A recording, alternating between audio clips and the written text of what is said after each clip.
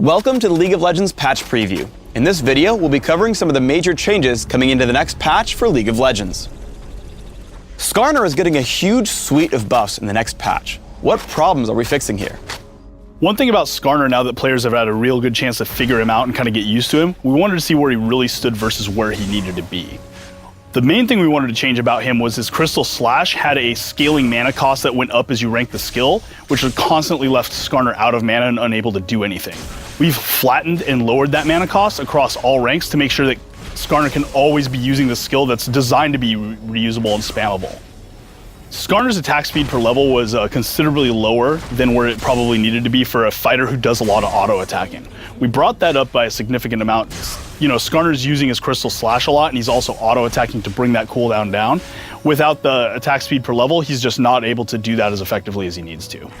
Finally, we've increased the duration of Skarner's ultimate Impale to better reflect its ultimate kind of nature. It is a hard CC, it does drag people around, but it didn't quite have that this is my big skill, this is my marquee moment feeling, and I think that's what Skarner players expect. So we've increased that by a little bit. We'll see where it stands after this, and we'll be evaluating from here. Almost all of Hextech Gunblade stats are getting hit in the next patch. What are the goals of this nerf? We ran some math on Hextech Gunblade, and the stats that you get for the amount of gold are frankly pretty insane. We took a look at that. For these hybrid characters, you know, the Akalis, the Ajax, those guys that are out there, they're getting so much gold value from this single item that it just makes sense that they buy this and they go from, hey, this guy was manageable, into, holy crap, what do I do now? Instead of hitting any one thing significantly, we've tried to hit everything a little bit to make it so Gunblade still feels like the item that people are buying that they have fun with, but it's not quite as powerful. The other thing we did was really Dominion focused. We've made the spell vamp on Hextech Gunblade unique. What you're seeing on Dominion in this kind of like more skirmishy, dueling kind of game that goes on there is people using the spell vamp with stacked gunblades to become essentially invulnerable to one or two targets at a time. You know, we're seeing this again on Akali and Jax, also on characters like Cho'Gath and other characters you wouldn't expect to necessarily do this. That usually signifies a problem. That change will give it the nerfs it needs on Dominion without us needing to affect it more on Summoner's Rift. Corki's Gatling gun is getting somewhat remade. Instead of hitting for a % of his total damage and having the number of hits scale with level, we're normalizing it. It lasts 4 seconds at all levels, has an actual base damage, and now scales off of bonus damage instead of base damage. What are the goals here? Gatling gun's kind of an old school skill that it's a little clunky and needs a little help. It has what we like to call a bad best case, worst case scenario, which means some cases, Corki's Gatling gun is just tearing through people, doing tons of damage, shredding armor, doing all this stuff, and other times you tap a guy with it once and it doesn't do anything. We don't like that about it. I don't think Corki players are particularly attached to that. So what we did is, instead of making the duration scale as it goes up, we made it a flat rate that's in the middle. We actually give it a base damage as well as scaling, and we've actually bumped kind of that base damage up from deriving out of his total attack damage into its own value. What this does is not only gives it a buff in the now, but also allows us to tune additional knobs and make adjustments to both of these things when balancing Corki, so that we can make sure Gatling gun stays a viable and not overpowered skill in the future. We have a number of changes coming in for Dominion, from game mechanics to personal score. What can players expect in the coming update?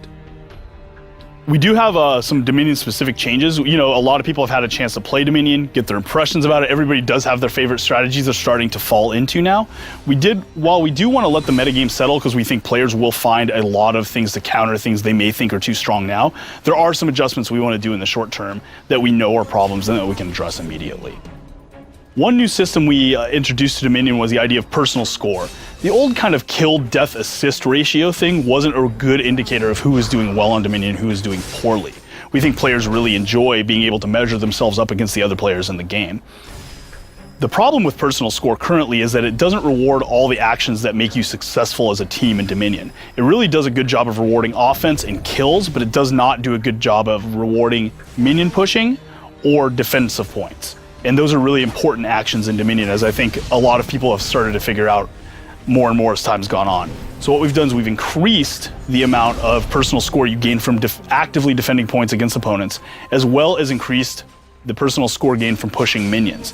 This will mean if you're that player that goes bottom and does the lane pushing and messes around with the bottom while your team fights top, instead of coming out of it with a lower score regardless of your performance, your score will start reflecting your contribution to your team.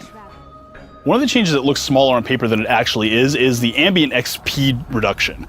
We've reduced ambient XP by about 10% for all characters. One thing we're seeing a lot on Dominion is hyper carries and very rapidly scaling characters are seeing a lot of play and a lot of dominance on Dominion, and one of those things that's contributing to that is the inevitability of a late game.